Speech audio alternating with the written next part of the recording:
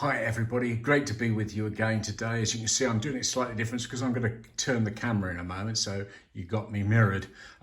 Really lovely to be with you, and what I wanted to do is just talk about Bibles. And sometimes that's a shock to someone. I'm going to show you some of my Bibles first of all that I've got, that I've picked up over the years. I think really clever about it. This is my working Bible up until when I started using my phone and my iPad a lot more. As you can see, that's the one that's a bit battered, quite well used and thumbed. That was my brother's old Bible, a policeman's Bible, American style, but for peace officers, and that was police. There's other ones dotted around. Two very important ones to me are here. Well, I don't really know what happened with this. This was 1968. I received this from the Gideons. And I've no idea. Must have been they came to the school. I can't really recall, but it's still there. This one's even more important to me, though. This is the one I placed my hand on when I swore to be a soldier. This book was used in the attestation ceremony of C.R. Bagley on enlistment into the Army, Southend, 4th of April 1972, and presented on behalf of Her Majesty, the Queen, for personal use as a source of spiritual and moral guidance during Army service.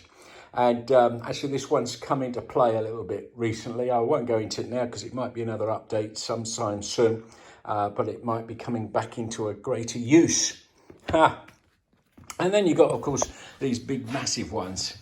This is not my family Bible, if only it was. Somebody gave me this about a year ago. Very deep and quite difficult to read because of the writings, but it just has guidance in the middle and explanations, and amazing sort of thing, but not the easiest to put in your knapsack and carry around with you. But sometimes the pictures, when you see them, are absolutely wonderful to get, and you can sit and read it, of course. But the reason I want to bring Bibles up is because, you know, it's sometimes difficult for someone to open that Bible and start reading.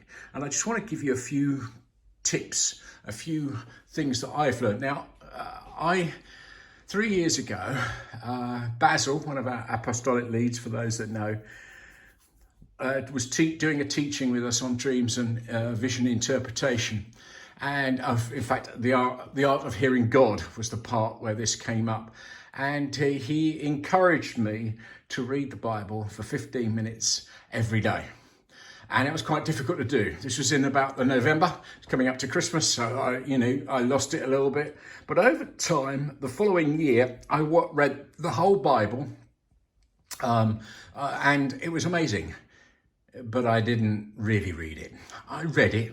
I read page after page. I sort of thought about other things as I read, and it wasn't the best way of reading.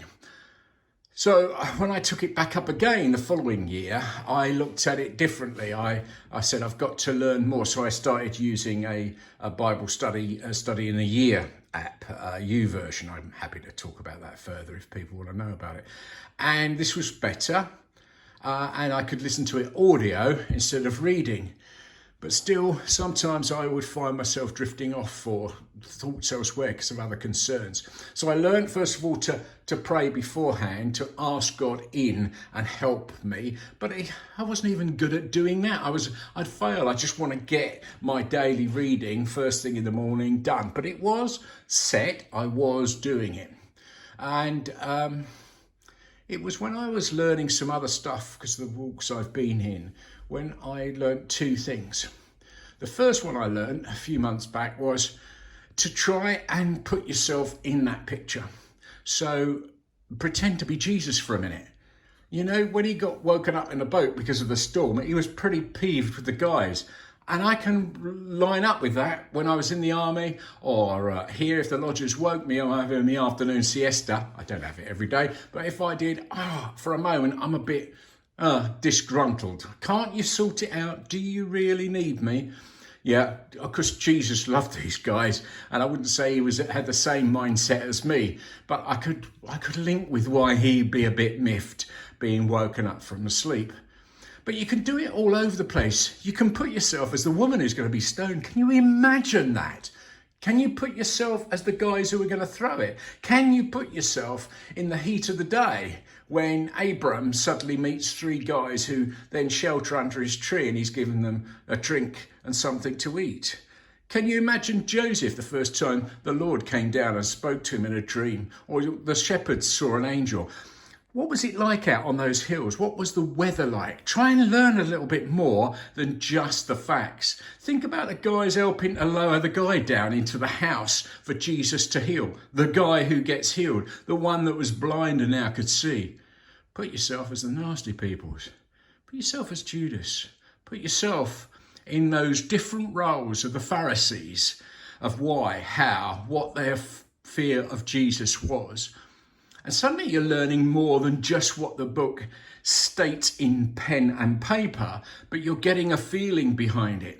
And the more you learn about that, the better it is. It hits home to you. It becomes real with you. And the second thing I learned is to read it out loud. Might be difficult for my lodgers at 5:30 in the morning, but I read the whole chapter or the area that I'm doing, the verses I'm doing, out loud. Why? My mind is concentrating more. I'm taking it in at a slower pace and I'm learning. The Bible's your friend. Your Bible is God's breathed word. It will talk to you. Well, He will talk to you through that Bible. Use it. Use it daily. Take time. Ask God to give you revelation when you pick up that Bible before you start. Think about the people in the Bible, how they were, what was happening, and read it out loud. And then meditate during the day. If something's really hit you and it jumps out at you later in the day as you're waiting at the bus stop, doing the washing up, driving, whatever, I tell you the amount of times I've read something in that Bible and something happens when I meet someone it links to. God incidences are in the Bible waiting to happen to you. Have a blessed week and let's chat about talking and reading about the Bible. Bless you mightily.